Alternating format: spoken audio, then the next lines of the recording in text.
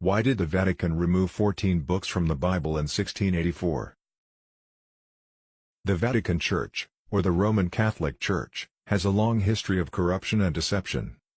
Aside from literally committing acts of outright genocide several centuries ago against the Cathars, to abusing children in more modern times, it is certainly one of the most corrupt organizations in history. In the year 1611, the Bible was translated from Latin into English.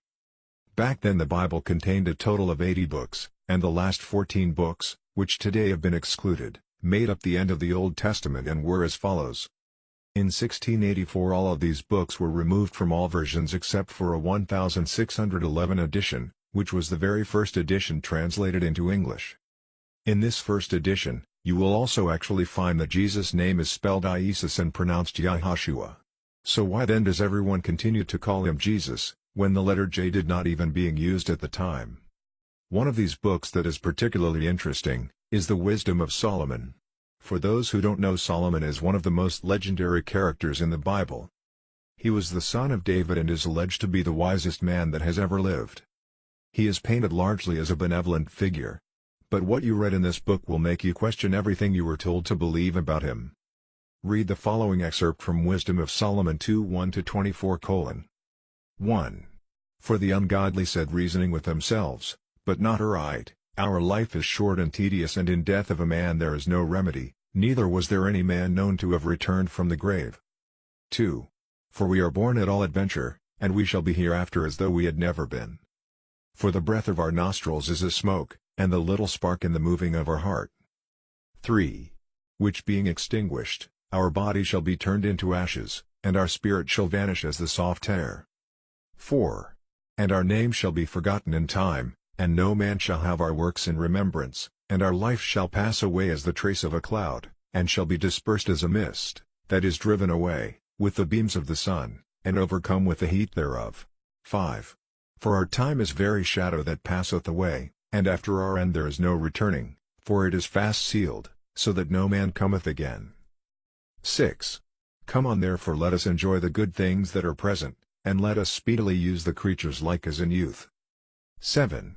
Let us fill ourselves with costly wine and ointments, and let no flower of the spring pass by us. 8. Let us crown ourselves with rosebuds, before they be withered. 9. Let none of us go without as part of our voluptuousness, let us leave tokens of our joyfulness in every place, for this is our portion and our lot is this. 10. Let us oppress the poor righteous man, let us not spare the widow, nor reverence the ancient gray hairs of the aged. 11.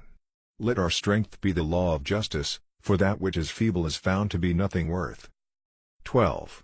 Therefore let us lie in wait for the righteous, because he is not of our turn, and he is clean contrary to our doings.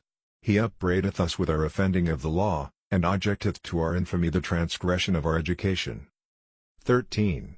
He professeth to have the knowledge of the Most High, and calleth himself the child of the Lord. 15. He is grievous unto us even to behold, for his life is not like other men's, his ways are of another fashion. 16. We are esteemed of him as counterfeits, he abstaineth from our ways as from filthiness, he pronounceth the end of the just to be blessed, and maketh his boast that God is his Father. 17.